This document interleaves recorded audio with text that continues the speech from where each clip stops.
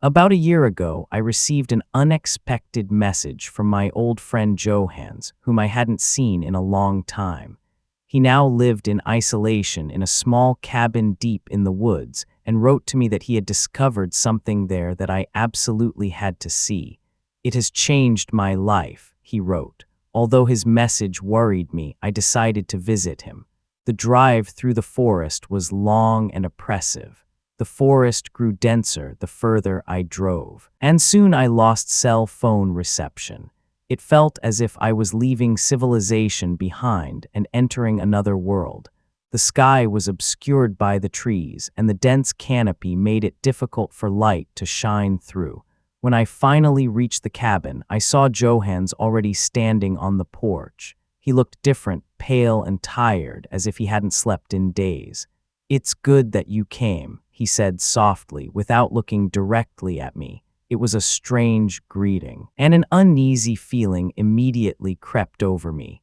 Inside the cabin, there was a strange coldness, even though it was warm outside. The furniture was old and dusty, and it smelled of damp wood. Johan sat down silently, and I felt an uncomfortable tension in the air. "It's about the forest," he finally said, without taking his eyes off the door. I urged him to tell me more, but he remained withdrawn. There was something unsaid between us, and although I was tired from the journey, I decided to stay overnight. Something in his behavior told me that he needed help, and I wanted to understand what was going on. On the first night, I noticed the oppressive silence of the forest. There were no typical forest sounds, no rustling of leaves, no chirping of birds. Instead, an unnatural calm lay over the entire area. It was almost as if the forest was holding its breath while it watched us. That night, I heard a faint whisper. It was barely perceptible, but it sounded like it was coming from outside. At first, I thought it was just the wind rustling through the trees, but the sound was different. It was rhythmic, almost human, but at the same time completely alien. I sat up and listened more closely. The whispering seemed to move around the cabin, sometimes closer, sometimes further away. My heart began to beat faster, and a shiver ran down my spine. The silence of the forest only made the whispering more unsettling. Something wasn't right here, but I couldn't say what it was. Johans was sleeping in the next room, and he too was mumbling in his sleep. His words were incomprehensible, but it sounded as if he was answering the whispering. I considered waking him up, but something held me back. Instead, I stayed awake and tried to pinpoint the source of the whispering. Finally, I lay back down, but sleep wouldn't come. The whispering seemed to grow louder with each passing minute until it became lodged in my mind. I could no longer distinguish whether the sound was real or just my imagination. The forest began to consume me. The next morning, Johans was even more silent than the day before. His eyes were bloodshot, and it seemed as if he had barely slept. "The forest is talking to me," he said suddenly, without looking at me. His voice was soft, almost a whisper, and his expression was blank. "It started a few months ago," he continued, pacing restlessly around the room. "At first, I thought it was just the wind, but then it got louder. Now I hear it every night."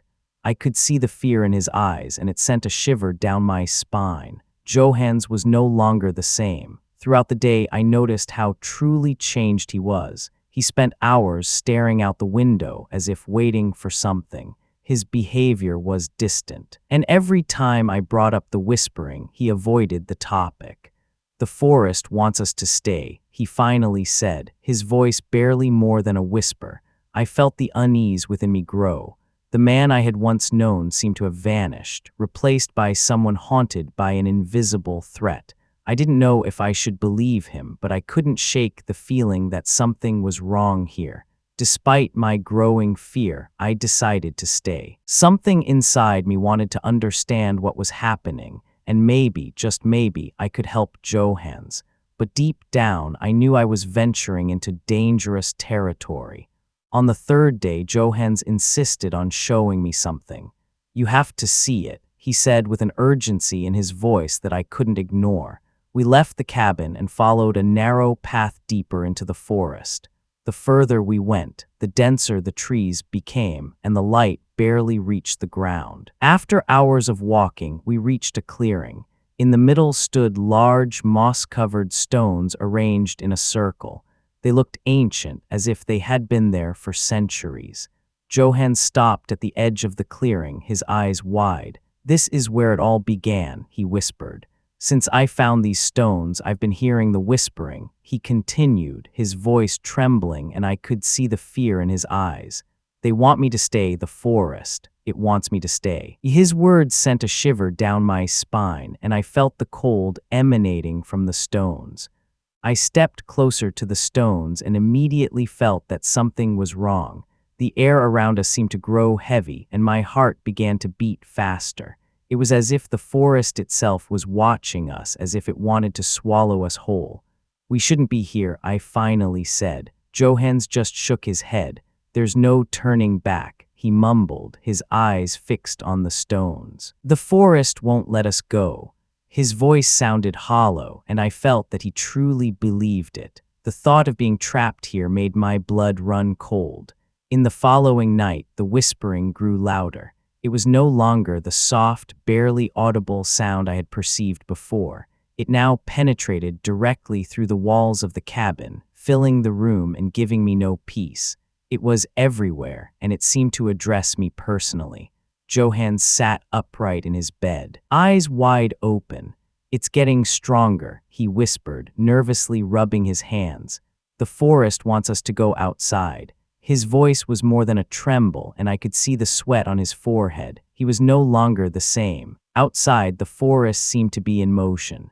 Shadows darted between the trees, and the whispering seemed to come from all directions. My heart raced, and I felt the cold creep into my limbs. It was impossible to escape. The forest had us in its power, and I knew we were in great danger. I opened the door and stepped out into the darkness. The forest lay still before me, but the feeling that something was watching us was overwhelming. The trees stood like silent witnesses around us, and the whispering grew louder, as if trying to lure us deeper into the forest. "We have to go," Johannes whispered, but I knew it was too late. The forest had already had us for a long time, and I felt there was no escape. On the last night, everything escalated. The whispering became so loud that it was almost unbearable. Johannes suddenly left the cabin without a word and disappeared into the darkness of the forest. I hesitated for a moment before following him, but the fog was so thick that I could barely see him. I called out his name, but the whispering drowned out my voice. The forest seemed to close around me. Every path led deeper into the darkness. I felt the air leave my lungs, and my heart pounded so violently I thought it would burst from my chest. Suddenly, I saw him. Johann stood at the edge of a clearing, his eyes vacant and his face expressionless. "It's too late," he whispered before disappearing into the fog. I ran towards him, but by the time I reached the clearing, he was gone. Only the whispering remained, echoing in my head. I ran back to the cabin, but it was empty. Johannes was gone, and the darkness seemed to close in on me, as if the forest wanted to engulf me. I knew I had to leave, but the whispering wouldn't let me go. It was everywhere, in my thoughts, on my skin, and it wouldn't let me escape. The next morning, I somehow managed to reach the edge of the forest. Johannes remained missing, and the authorities found no trace of him. But I still hear the whispering every night, and I know that one day the forest will take me back. When I finally crossed the forest boundary, I felt a moment of relief, as if I had just escaped a nightmare. But deep down, I knew that the forest wouldn't let me go that easily. The whispering that had haunted me for the past few days continued to echo in my head. I ran without looking back until I reached the next village. There, I told the authorities everything that had happened, but they didn't believe me. They searched the forest, but found no trace of Johannes. It was as if he had never existed. My words were dismissed as the result of exhaustion and stress. Over time, I tried to get my life back on track, but the whispering didn't stop. Every night, when darkness fell over my house, it returned. It wasn't as loud as in the cabin, but it was there, always in the distance, always waiting for me to pay attention. I moved, changed my place of residence, but the whispering followed me. It was as if the forest had taken a piece of me, as if I were forever bound to it. No one I told about my experiences believed me. Soon I stopped talking about it, but the whispering remained. The longer I ignored the whispering, the louder it became. It was as if it was calling me, luring me back to the forest. I felt that it was only a matter of time before I had to give in. Days, weeks, and months passed, but the whispering grew louder. It seeped into my dreams, keeping me awake at night as I tried to resist the relentless call of the forest. No matter where I went, the feeling of being watched never left me. I sought advice from doctors and psychologists, but none of them could help me. They said I had suffered trauma and needed to recover from my experiences. But I knew it wasn't just in my head. The forest was calling me back, and I couldn't escape it. With each passing day, the pressure grew stronger. It felt as if the forest was slowly consuming me, even though I was hundreds of kilometers away. Every tree I saw reminded me of the dense forests that Johannes and I had traversed. Every shadow that moved in the night brought back the whispering. One night, I woke up drenched in sweat, the whispering so loud it seemed to be right in my room. I looked around, but there was no one, only the endless, silent call of the forest. I knew it was time to go back, even if I knew I wouldn't leave the forest alive this time.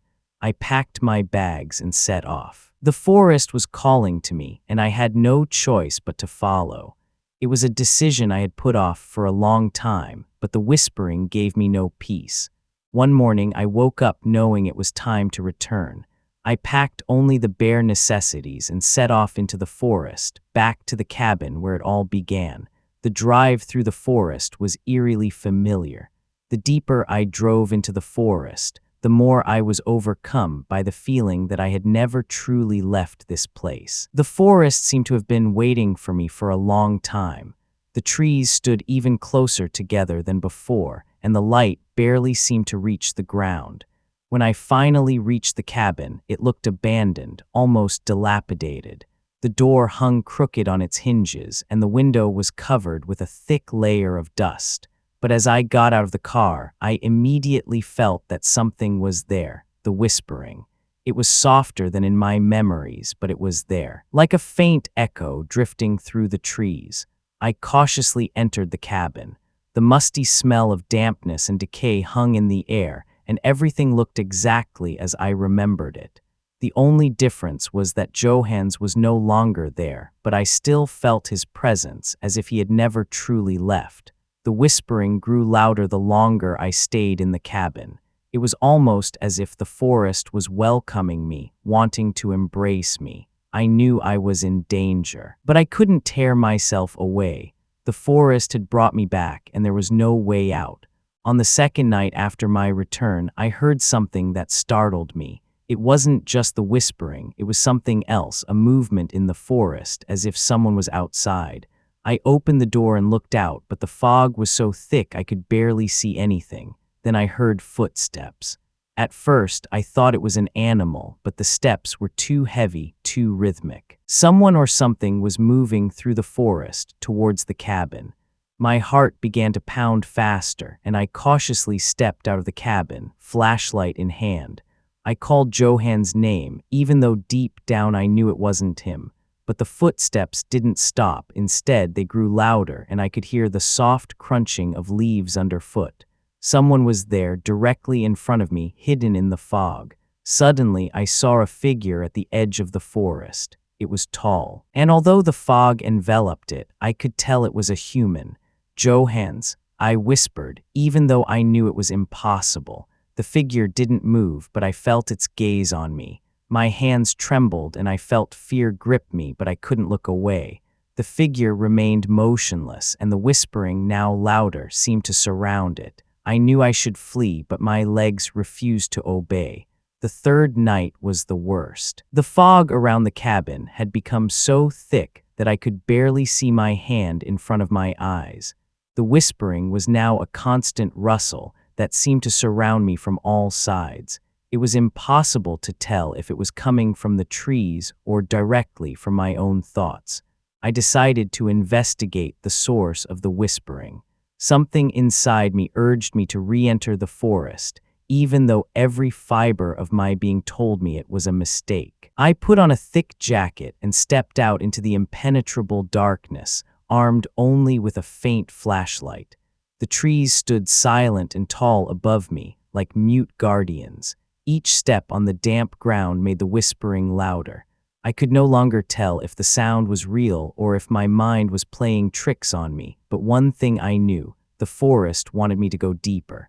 After half an hour of walking, I again reached the clearing where the large stones stood. They seemed even more ominous than before, as if they themselves radiated some kind of power. I walked slowly towards them, and with each step, the whispering seemed to intensify until it was almost unbearable. When I finally stepped into the center of the stone circle, a sudden coldness overcame me. It was as if the ground beneath me had come alive. I looked around, and then in the fog, I recognized another figure. It was closer than before, and this time I was sure it was Johans. I stood rooted to the spot as the figure in the fog approached me.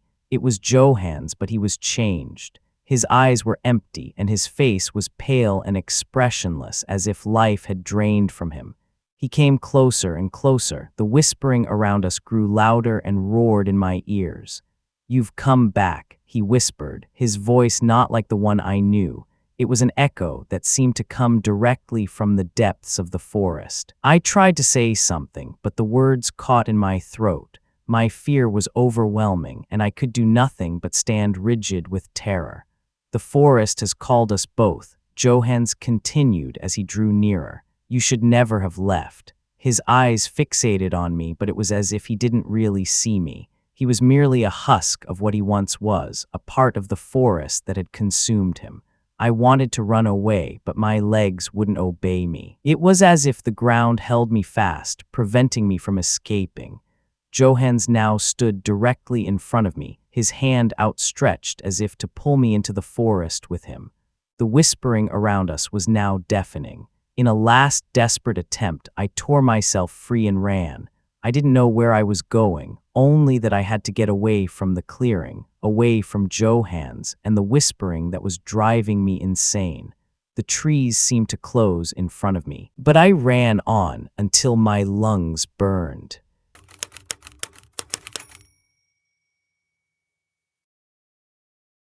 It was a weekend we had all been looking forward to. Lucas, Sebastian, Thomas, and I planned a hike deep in the woods to reach a secluded lake that we had heard had barely been visited for decades. We wanted to escape everyday life, experience an adventure, and cut ourselves off from the world. The first few hours of the hike went smoothly. The path was clear and led us through a dense but friendly forest. Sunbeams broke through the treetops, and the rustling of leaves conveyed a peaceful atmosphere. We talked about past excursions and laughed a lot. It felt like any other hiking trip, but the further we advanced, the quieter the forest became. The trees stood closer together, and soon the path completely disappeared. The undergrowth became harder to traverse, but none of us wanted to give up. We relied on our map and compass to continue. After about 5 hours, we finally reached the lake. It lay calm and still before us, framed by tall trees that surrounded it like a wall. The water was dark, almost black, and there was no wind to disturb the surface. It was as if the lake had been waiting for us for ages. We set up our camp on the shore, but the atmosphere was different than expected. Instead of the hoped-for peace, the place felt oppressive. It was too quiet, and the sky seemed to close in on us. But we decided to enjoy the night and make the best of it. As night fell and we sat by the fire, the mood was initially exuberant. We drank beer, told old stories, and enjoyed the feeling of being far away from everything. But at midnight, Lucas suddenly fell silent. He stared into the forest and seemed to hear something that the rest of us didn't perceive. "Did you see that?" he asked softly, his voice tense. We looked in the direction he indicated, but there was nothing. Thomas laughed and shook his head, taking another sip of beer. "Come on, Lucas, that was just an animal," he said, waving it off. But Lucas didn't give up. He claimed to have seen a figure lurking between the trees. "It wasn't a creature," he said determinedly. "It was something human." His words left an uneasy feeling in the group, but none of us wanted to admit it. We tried to continue laughing, but the lightness of the evening had vanished. When we finally retreated to our tents, a strange tension hung in the air. The campfire had almost died out, and the lake lay still and menacing in the dark. No wind stirred the trees, and the silence was almost oppressive. Each of us was watchful, even if no one spoke about it. I lay awake for a long time, listening for sounds and trying to forget Lucas's words, but the feeling that something was watching us wouldn't let me go. The forest had lost its innocence, and suddenly it seemed hostile to us. The next morning, we immediately noticed that Lucas was gone. His tent was open, and his belongings lay untouched inside. At first, we thought he might have gotten up early to explore the lake or the surrounding forest. But as the hours passed and he didn't return, we began to worry seriously. We called his name, searched the area, and looked along the shore, but there was no trace of him, no footprints, no sound, as if the forest had simply swallowed him whole. Our initial uneasiness quickly turned into panic. Lucas was experienced in nature. He couldn't simply get lost. Sebastian suggested that we split up in different directions to broaden the search. "Maybe he fell or got lost," he said, but none of us really believed that. It was as if Lucas had simply vanished into thin air, and the forest refused to give us an answer. With each passing hour, the forest around us grew more menacing. The trees now stood like a wall around us, and the silence was unbearable. No sound of animals, no wind, just this oppressive silence that seemed to drive us all insane. Something was here, something we couldn't understand. When evening came, we had to give up the search. Darkness spread quickly, and with it came the feeling that we were not alone. Lucas was gone, and the forest had taken him. The night after Lucas's disappearance was the worst we had ever experienced. The campfire, which had provided warmth and security the night before, now seemed small and weak in the face of the darkness that surrounded us. The lake was still as ever, but its water seemed to stare at us as if it expected our next victim. Sebastian and Thomas barely spoke to each other, each trapped in their own thoughts. The tension was palpable, and although no one said it aloud, we knew that something was wrong. Lucas had not simply run away or fallen. Something had taken him. The lake seemed like a mirror reflecting our fears. Whenever I looked at the shore, I had the feeling that the water was watching us, that it was alive. A strange feeling of dread settled upon us, as if the lake harbored something forbidden, something that would not let us escape. In the middle of the night, I suddenly heard a sound. It was a soft rustle coming from the side of the forest where Lucas had disappeared. I sat up and listened. There it was again, a soft scratching, as if something or someone was moving through the undergrowth. My heart began to pound faster, but I dared not look. The night seemed endless, and every shadow that moved in the darkness made me flinch. I knew that in the morning we had to get out of here as quickly as possible before the forest took us too. The next morning the decision was clear. We had to leave. Sebastian, Thomas, and I hastily packed our things without a word. Fear was omnipresent, and none of us wanted to stay at the lake any longer. Lucas was gone, and we had to get help. But as we took the path back into the forest, we noticed that something was wrong. The path we had taken the day before had disappeared.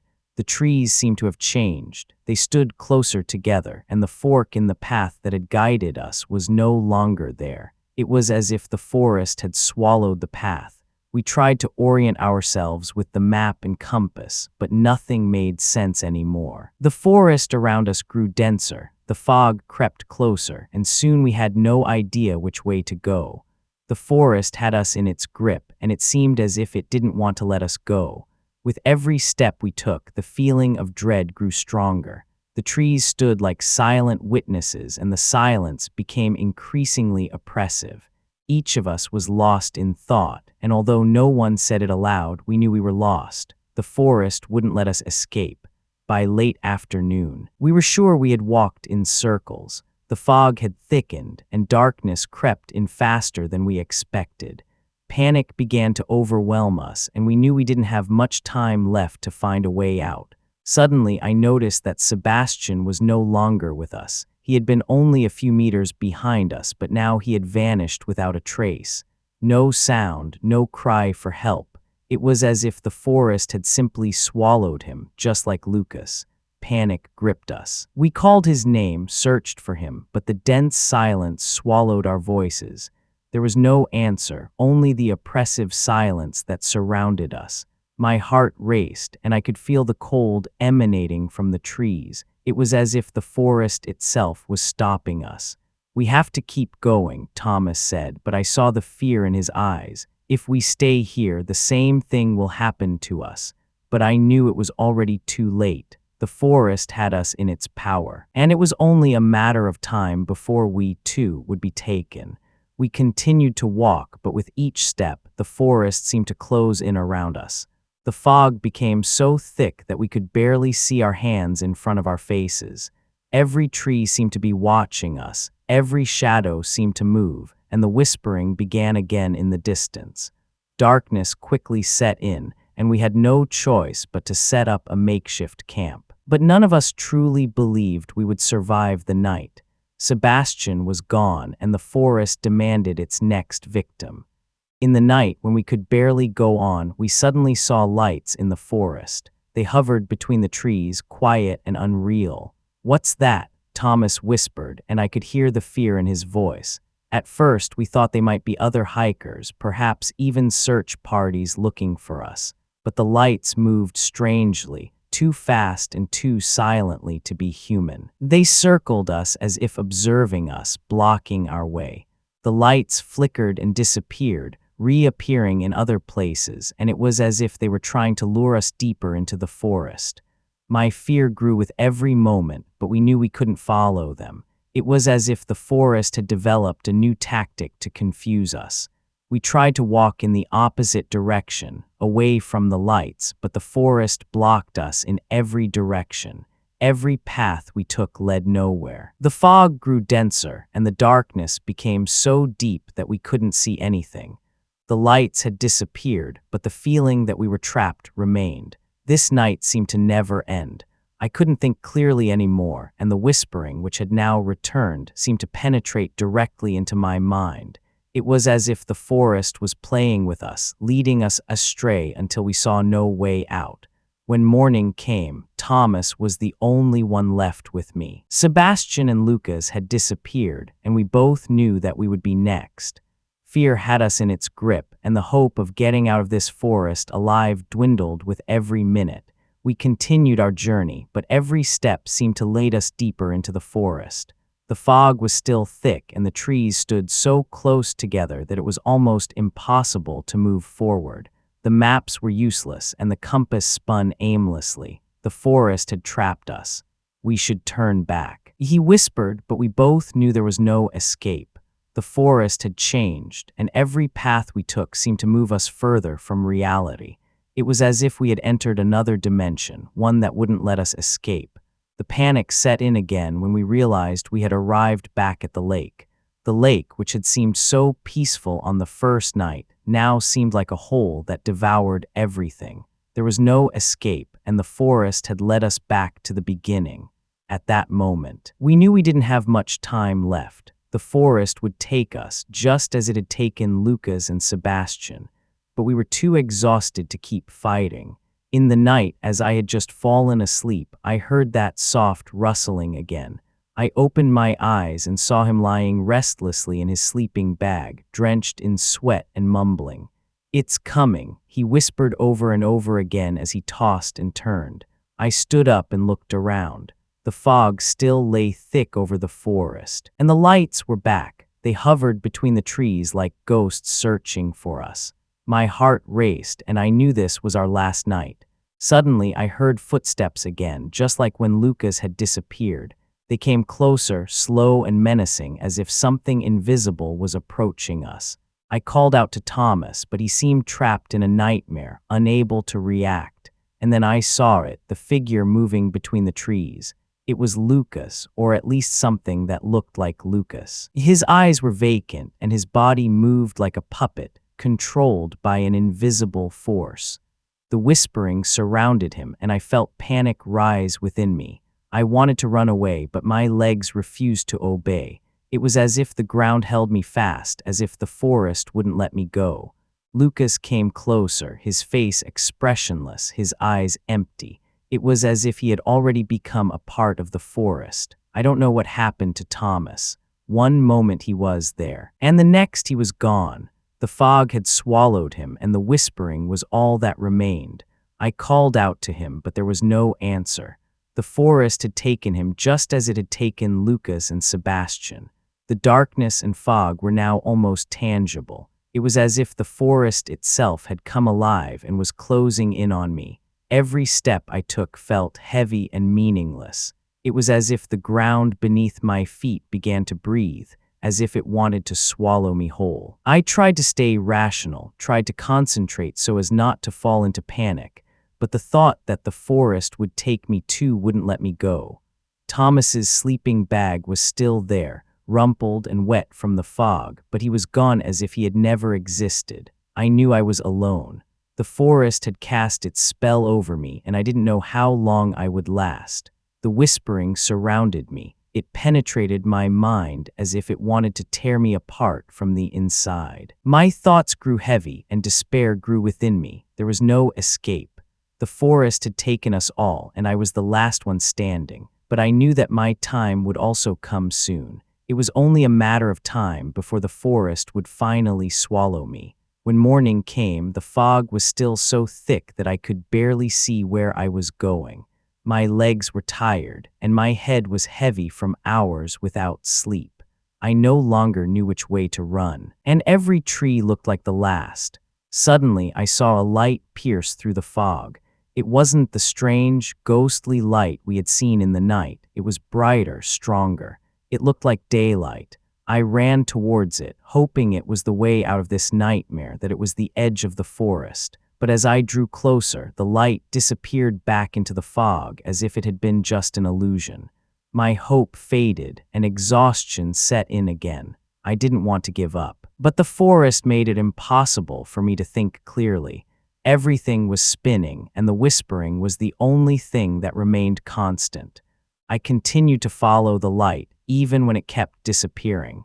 It was as if the forest was playing with me, drawing me deeper and deeper into its clutches. The fog grew thicker, and soon I could see nothing but the blurred light dancing in the distance. But the feeling of being watched never left me. The forest was alive, and I knew it was only a matter of time before I, too, would be taken. I kept running, always chasing the light, even as my strength slowly failed. The fog had now completely enveloped me, and the whispering was so loud that I couldn't hear anything else. My thoughts were blurred, and I could barely think clearly anymore. It felt as if the forest had completely consumed me. I could no longer distinguish what was real and what wasn't. The light I had been following had finally disappeared, and I now stood alone in the darkness of the forest. The cold crept into my limbs, and the silence was unbearable. The whispering was now the only company I had, and it seemed to penetrate directly into my mind. I knew this was it. The forest had finally taken me, just as it had taken Lucas, Sebastian, and Thomas. There was no escape, and I could no longer fight. The forest had embraced me, and I was ready to accept the end. I let myself fall to the ground and closed my eyes. The whispering was now everywhere. It had become a part of me, and I could no longer distinguish where I ended and the forest began.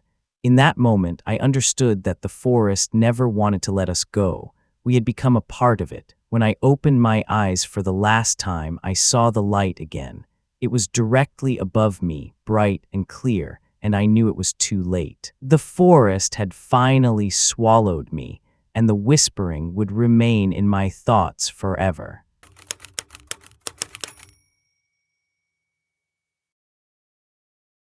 Some years ago, I decided to explore the legendary Black Forest, about which the locals repeatedly reported that people disappeared without a trace there and strange lights flitted through the trees.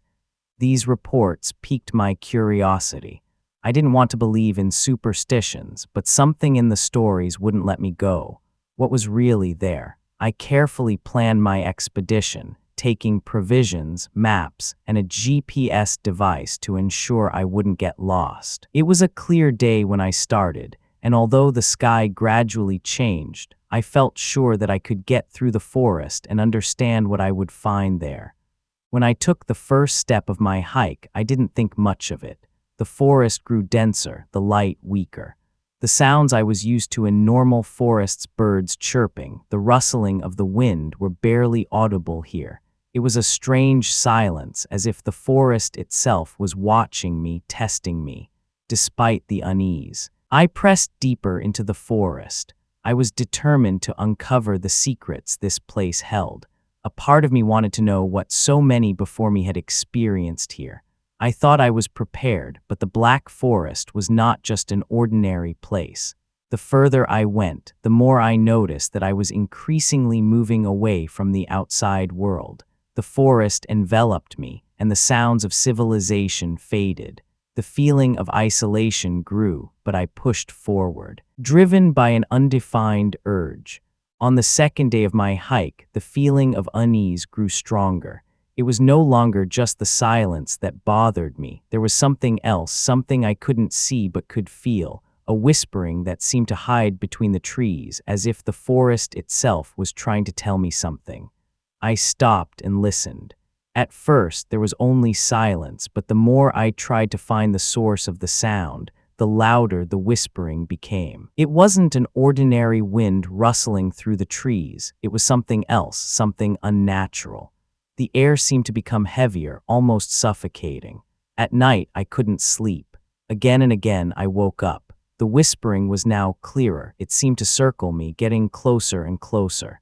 I dared not look out of my tent, afraid of what I might see out there. Every shadow that moved intensified my paranoia. In the morning, I felt exhausted and confused. I checked my GPS, but it showed wrong coordinates, as if the forest itself wanted to mislead me. I was sure I was on the right path, but something wasn't right. The trees seemed to move, as if the forest were alive. I tried to remain calm and focused on continuing my way, but the feeling of being watched wouldn't leave me. The silence of the forest was now oppressive, almost hostile, as if the forest was waiting for me to make a mistake. On the third day, as I delved deeper into the forest, I came across a clearing.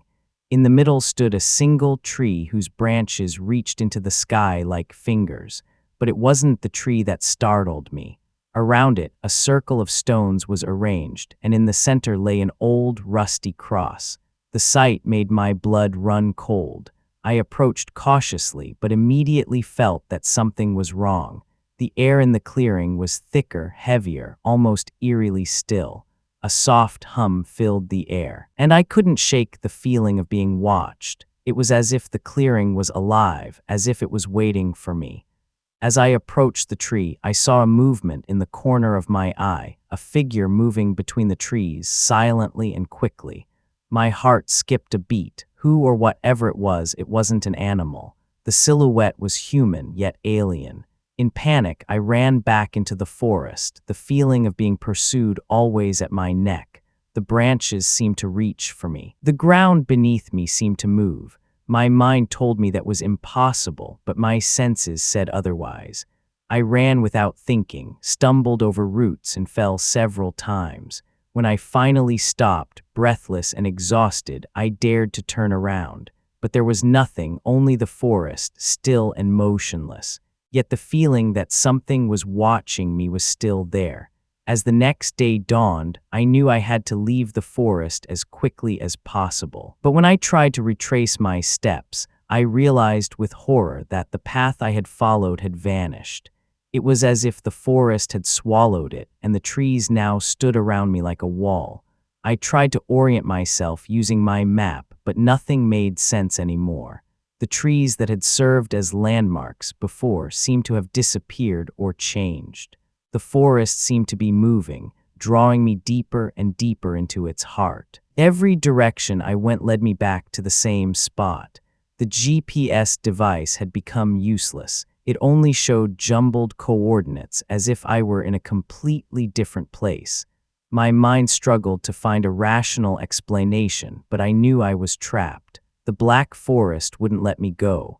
Panic grew within me. I knew I had to remain calm, but that was impossible. The forest seemed alive. It was watching me. It wanted to hold me here. Every move I made seemed only to awaken it further. The shadows of the trees seemed to grow longer, and the feeling of dread intensified. I was now completely lost, trapped in a labyrinth that constantly changed. The day was drawing to a close, and I knew I would have to spend another night in this cursed forest. But this time, the silence was different. It was as if the forest was waiting for me to give up. On the second night, I felt that something had changed. The whispering that had haunted me the day before was now louder and closer. It was no longer just a sound rustling through the trees. It seemed to be directly around me, as if the forest itself wanted to speak to me. I lay awake in my tent, unable to sleep. My heart pounded, and every little sound made me jump. But it wasn't the usual sounds of the forest that bothered me. It was the feeling that I wasn't alone. Something was moving out there, but it wasn't visible. The footsteps suddenly began, soft but distinct. They came closer, and I held my breath. The whispering was now almost a curse, a voice that seemed to speak directly into my head. I felt panic rise within me, but I was paralyzed, unable to move. Then, as suddenly as they had begun, the footsteps stopped. But the feeling that something surrounded me remained. It was as if the darkness itself had come alive and was slowly but surely moving towards me. I knew I couldn't escape. Morning came, but the darkness had taken something from me. I was no longer the same. The black forest had lodged itself in my mind, and the whispering that had begun at night remained during the day. It was as if the forest itself had decided to haunt me. On the third day, I came across a strange symbol carved into the bark of an old tree. It was a kind of spiral that twisted ever inwards, and I couldn't tear my gaze away from it. It was as if the symbol was pulling me into itself, forcing me to come closer. The air around the symbol was heavy, almost suffocating, and the whispering grew louder the longer I looked at it. It was as if the symbol held a message for me, a dark warning that I, however, did not understand. I wanted to run away, but my legs refused to obey me. Suddenly, a feeling of dizziness overcame me, and I had to lean against the tree to keep from falling. The whispering was everywhere now. It filled me, and I felt my mind slowly begin to break. It was as if the forest wanted to bind me to itself through this symbol. I knew I had to leave, but it was as if the forest had already consumed me. Every step I took felt heavier, and the symbol remained in my thoughts even after I had turned around and tried to move on. I eventually ran without thinking, but even as I left the tree behind, I couldn't shake the feeling that the symbol had followed me. It was in my head, along with the whispering, and I knew that the forest now had me completely in its power. On the fourth day, a dense fog suddenly rolled in. It crept out from between the trees, covered the ground, and obscured my vision. It was as if the forest had decided to finally swallow me. The fog was so thick that I could barely see my hand in front of my face, and every step was difficult. The fog was not just a visual obstruction. It also muffled all sounds. It was as if the forest was trying to isolate me from reality, to envelop me in a world of silence and darkness. Every sound I made was swallowed by the dense, misty air. As I struggled through the fog, I felt the world around me begin to blur. The trees seemed to change, their shapes distorted, their shadows appearing longer and more threatening. It was as if the forest was transforming before my eyes. I tried to gather my thoughts, but the fog seemed to penetrate my mind. The whispering was now louder, almost like a song trying to lure me deeper into the forest. I knew I would get lost if I continued, but I had no other choice. The fog enclosed me. The forest had now completely surrounded me. The fog took away my sight, and the whispering took away my mind. I was trapped, and the panic that overwhelmed me was crushing. I knew I couldn't escape this place. As I struggled through the dense fog, I began to see shadows. They were human, or at least they seemed to be. They moved silently, almost floating, always at the edge of my vision. Every time I turned around, they disappeared, only to reappear in another spot. My heart pounded, and my thoughts began to race. Who were these figures? Were they ghosts haunting the forest? Or was my mind playing tricks on me? I couldn't say, but I knew I had to leave this place before I lost my mind. The further I went, the more shadows appeared. They were always there, always watching, but never close enough to truly discern them. It was as if the fog itself had created them to drive me insane. Fear constricted my throat, and I started to run, but the figures followed me. No matter how fast I ran, they were always one step behind me. The fog made it impossible to see the way, and every step led me deeper into the forest. The shadows grew more numerous, and soon I could make out their faces, distorted, empty grimaces that stared silently at me. It was as if the forest was trying to drive me mad, as if I were part of a game I could never win. I ran, stumbled, fell, but the figures didn't disappear. They were everywhere around me, and I knew I couldn't escape them. The deeper I ran into the forest, the louder the whispering became. It was no longer a random sound. They were words spoken directly into my head. "Come to us," they whispered again and again. "You belong here." The words drilled into my mind, leaving no room for clear thoughts. I tried to ignore the voices, but they grew louder, more insistent. My head ached, and it was as if the voices wanted to force me deeper into the forest. The figures in the fog seemed to draw closer, their empty eyes staring at me as if they were waiting for me. Every step became harder, and soon I could barely breathe. The forest had me in its grip, and I knew there was no escape.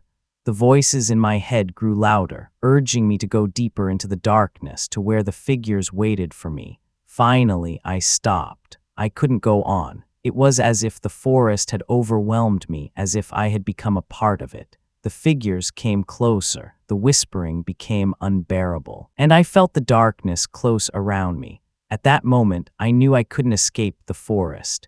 It had me, and there was nothing more I could do. The figures reached me, the whispering grew louder, and I felt the darkness swallow me. Suddenly, a figure emerged from the fog directly in front of me. It was a man, or at least he looked like one. His face was pale, his eyes empty, and his clothes were old and worn. He looked at me without truly seeing, and his lips moved without a sound escaping. My heart skipped a beat. Who was he? Was he a hiker like me who had gotten lost in the forest, or was he something else, something that had come from the depths of the forest to take me? I couldn't say, but I knew he was dangerous. The figure came closer, its movements slow and unnatural. It was as if it was floating through the fog, as if it was a part of it. I wanted to run away, but my legs wouldn't obey me. It was as if the forest had completely broken my willpower. The figure stood directly in front of me, its empty eyes fixed on me. For a moment, time seemed to stand still, and I felt the darkness of the forest close around me. Then, without a word, the figure raised its hand and pointed at me. I felt a wave of panic surge through me, but it was too late. The forest had me, and I knew I couldn't escape. The figure disappeared into the fog, and the whispering resumed, louder and more insistent than ever before. When the figure disappeared, I felt empty. It was as if the forest had taken everything from me, my hope, my strength, my will. I knew I was lost, that there was no escape. The forest had me in its clutches, and I was at its mercy. The fog was thicker than ever, and I could barely breathe. The air was heavy, and the whispering filled my head. It was as if I was no longer human, but just a husk wandering through the forest without purpose, without hope, I tried to gather my thoughts, but it was impossible. The forest had completely consumed me, and the figures in the fog seemed to mock me. They kept appearing, always for just a brief moment, before disappearing again. The days blurred into an endless nightmare. I no longer knew how long I had been in the forest, and I didn't know how I would ever escape. The forest was now my prison, and the whispering was my only companion. I was alone, completely alone, and I knew that the forest would never let me go. On the last day, or at least I believe it was the last, I finally gave up. My legs wouldn't carry me anymore, and my spirit was broken. The forest had defeated me, and I knew I would never get out alive. I sat down on the ground, leaned against a tree, and closed my eyes. The fog enveloped me, and the whispering was the only thing I could still hear. It was soothing, almost like a gentle melody that wanted to lull me to sleep. The figures in the fog reappeared, but this time I wasn't afraid. I knew they had come to take me, and I was ready to surrender to them. It was the end, and I accepted it. When I opened my eyes for the last time, I saw them directly in front of me.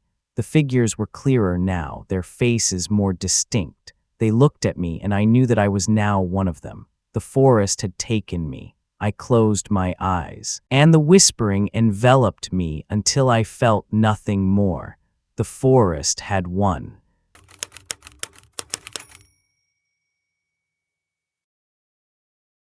It was a rainy afternoon when I received a strange call from my old school friend, Marcus. His voice was full of excitement, almost hysterical. "You have to come," he said. "I've found something inexplicable." Marcus was never one to exaggerate easily, but there was an urgency in his voice that immediately alarmed me.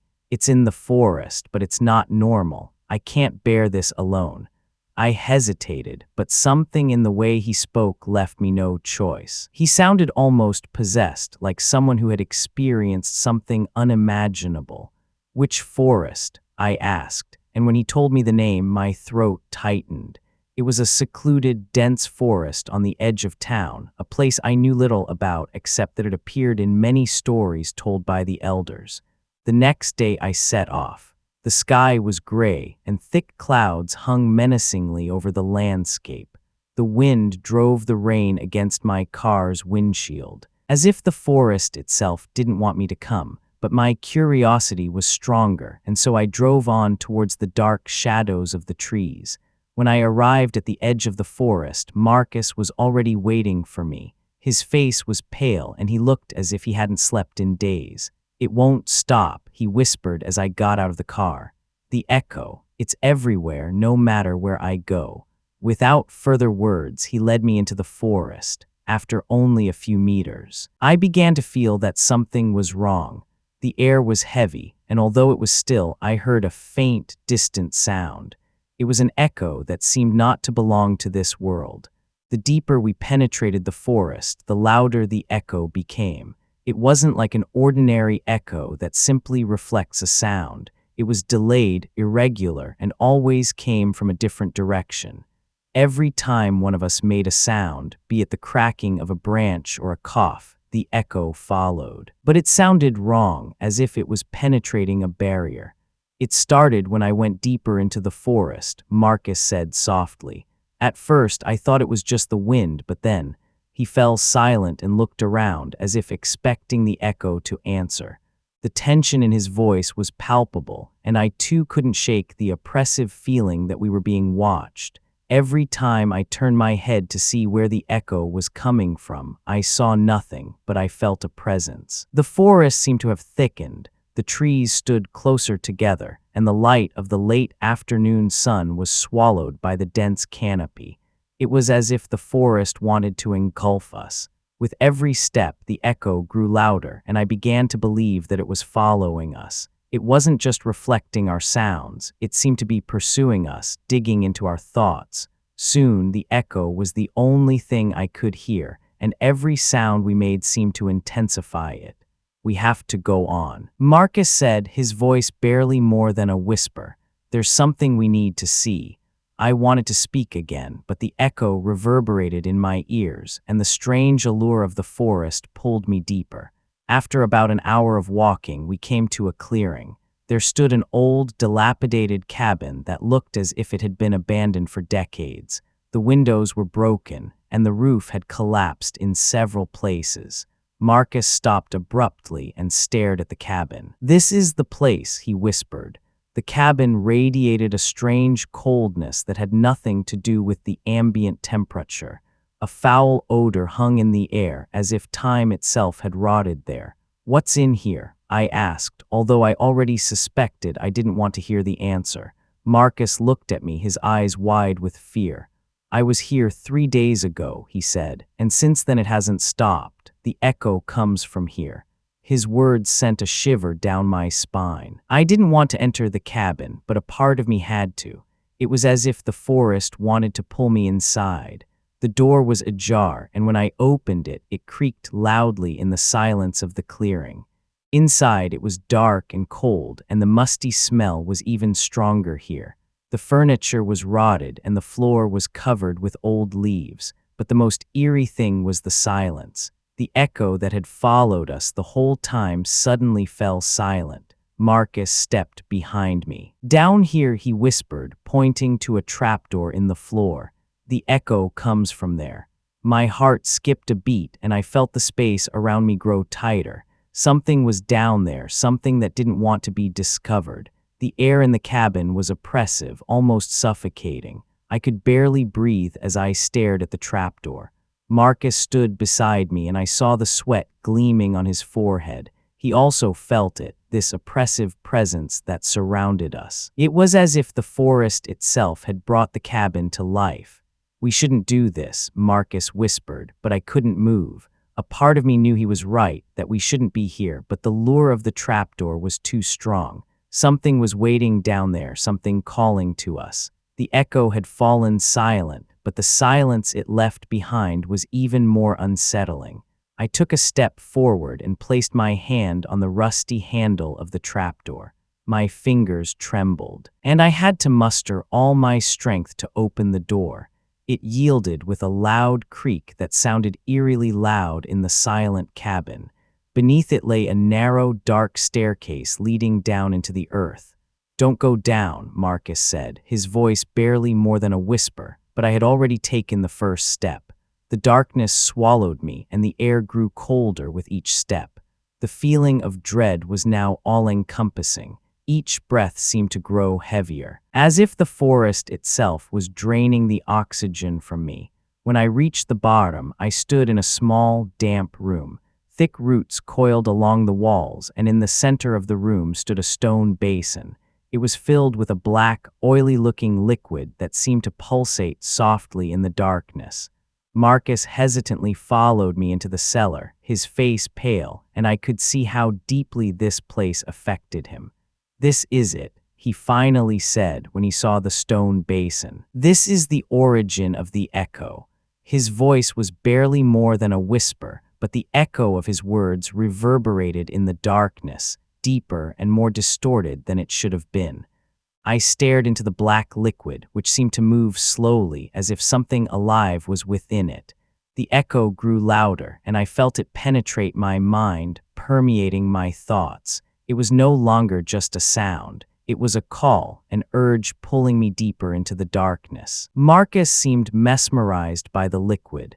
"We need to know what it is," he said, and before I could stop him, he reached into it. A terrible scream escaped him, and his arm vanished up to the elbow in the black substance. It was as if the basin had grabbed him, pulled him into itself. Panic overcame me, and I ran to him to free him. But when I touched him, I felt the cold emanating from the liquid. It was as if it was draining all warmth from his body, and the echo became deafeningly loud. It was everywhere, in my thoughts, in the air, in the ground. With all my strength, I pulled Marcus out of the liquid, and he fell, gasping, to the ground. His arm was pale and lifeless, as if all life had been drained from it. The echo fell silent for a moment, but I could feel it was still there, deep in the earth beneath us. I knew we had to get out of here immediately.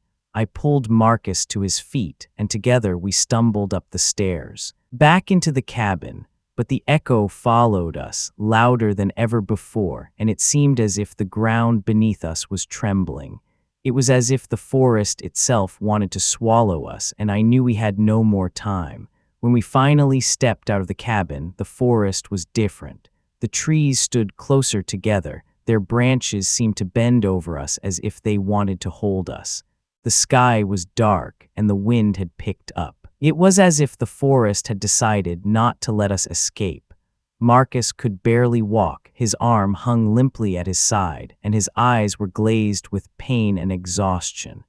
"It's going to get me," he kept muttering as we stumbled through the dense forest. I tried to keep him awake, but I knew he was lost. The echo was everywhere. It filled the air. It seemed to come directly from the trees.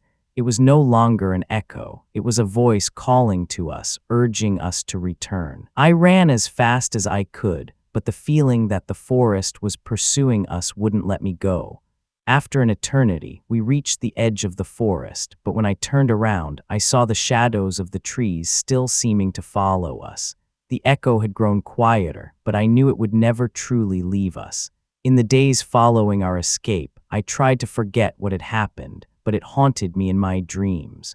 Marcus recovered only slowly from what he had seen in the cabin, but his arm remained lifeless, as if the forest had taken a part of him. His eyes were hollow, and he barely spoke. I too could not forget the echo. It had not just been a sound, it was something alive, something that still pursued me. At night, I heard it again, as if the forest itself were in my room, calling me, wanting to take me back. Marcus withdrew further and further. He avoided contact with other people and spoke repeatedly of the forest, as if he had formed some kind of connection to it. "It's going to get me," he kept saying. I heard the echo, and it won't let me go. His words sent a shiver down my spine every time. In the weeks following our escape, Marcus vanished without a trace. One morning, his bed was empty, and no one knew where he had gone, but I knew. The forest had called him back, and I knew I would never see him again. I tried to detach myself from the memory of the forest, but I couldn't. The echo haunted me even in the quietest moments. It was always there, like a constant whisper that wouldn't let me go. After weeks of brooding and sleepless nights, I decided to return to the forest. Marcus had disappeared, and the authorities had given up the search, but I couldn't. The echo called to me, and I knew I would never find peace until I found out what had happened to him. As I reached the edge of the forest, I immediately felt the change. The forest seemed denser, more menacing, as if it was waiting for me. I hesitated before taking the first step inside, but the echo was there again, deep and muffled, as if coming from the roots of the trees. I followed the same path we had taken before, but this time I was alone. Every step felt heavier, and the echo seemed to grow louder the deeper I ventured into the forest. The darkness increased, and soon it was as if the forest had swallowed the sun. When I reached the clearing, the cabin was still there, just as dilapidated as last time, but this time it felt alive, as if it had been waiting for me. The door was open, and a part of me wanted to go inside, but I knew I would find nothing there but darkness. Nevertheless, I took a step closer. The echo was now deafening, and I felt it rummaging in my thoughts. It wasn't just a sound. It was a power that gripped me and wanted to pull me deeper into the forest. But I couldn't turn back. Marcus was somewhere here, and I had to know what had happened to him. I entered the cabin hesitantly. The echo reverberated in my ears, and I felt the cold creep into my bones. The darkness inside was even denser than before, and the musty smell was overwhelming. I searched the cabin for any signs of Marcus, but there was no trace of him. The trapdoor was still open, and I knew I had to descend. The stairs creaked under my steps, and with each step, the air grew colder. The whispering was back, and it seemed to come directly from the black liquid in the basin. When I reached the cellar, the stone basin was still there, but this time the liquid within it was moving. It pulsated softly as if it were alive, and the echo grew louder as if it were coming from the depths of the earth. My heart raced, and I felt panic rise within me. And then I saw him. Marcus lay at the edge of the basin, his face pale, his eyes closed. His arm was still submerged in the black liquid, and I could see that he was barely breathing. He had been here the whole time, and the forest had held him captive. I ran to him, screaming his name, but he didn't react. The echo was now deafening, and it seemed as if the forest itself was speaking through the basin. I knew I had to get him out of here, but the darkness seemed to envelop me. I tried to pull Marcus out of the basin, but he was too weak. His arm, immersed in the black liquid, looked as if it were dissolving. It was as if the liquid was slowly consuming him, making him a part of the forest. "It will get me," he finally whispered, his voice barely audible. "There is no escape." His eyes opened briefly, and I saw the light of madness in them. The forest had taken him, I knew that now. He was no longer the Marcus I knew. The whispering in the darkness grew louder, and I could feel it calling me too. The forest wanted both of us, and I knew we couldn't escape, but I couldn't leave Marcus here. With all my strength, I pulled him up the stairs, back into the open. As we left the cabin, I felt the forest close in around us. The trees stood closer together, and the echo was now everywhere. It was no longer a sound. It was a voice speaking directly to us. "You belong to us," it whispered again and again. Marcus could barely walk, and I knew he was lost. The forest had taken him, and there was nothing I could do. The echo was inside him, and it would never release him. When we reached the edge of the forest, I knew that Marcus would never return. His arm was cold and lifeless, and his eyes were empty. He was now a part of the forest, and the echo that resonated in his mind wouldn't let him go. It had consumed him, and I knew it would come for me too. In the days following our return, Marcus's condition deteriorated rapidly. He barely spoke, and when he did, he only whispered of the forest. "It will get me," he kept saying. "The echo, it won't let me go." His eyes were glazed, and I could see that he was already lost. I tried to push the echo out of my mind, but it was impossible. In the silence of the night, I heard it again. It wasn't just a sound. It was a power that called me, trying to lure me back into the forest. I knew I couldn't escape it. Marcus disappeared one night. No one knew where he had gone, but I knew. The forest had taken him, just as it had always intended. And I knew that the echo would call me too, that one day I would have to return. The echo was always there in my thoughts, in the silence of the night. It wouldn't let me go, and I knew it was only a matter of time until I followed it. Weeks have passed, but the echo still haunts me. No matter where I am, it's always there, a soft whisper lurking in the corners of my mind. Sometimes I hear it in the silence of the night, sometimes in the crowds of people around me. It's always there, and I know it will call me back eventually. I've tried to suppress what happened, but it's impossible. The forest won't let me go. Marcus is gone, and the forest has taken him, but I know I'm next. The echo is calling me. It's getting closer, louder with each passing day. Sometimes I stand at the window and gaze in the direction of the forest. I can see the shadows of the trees on the horizon, and the echo resonates in my thoughts. It tells me to return, that I belong there in the darkness where Marcus disappeared. There is no escape, I know that now. The echo won't stop until it has taken me, until I return to the forest where it all began. It's only a matter of time until I give in, until I can no longer ignore the calls. The forest is waiting for me. The echo is waiting. And I know it will eventually take me, just as it took Marcus.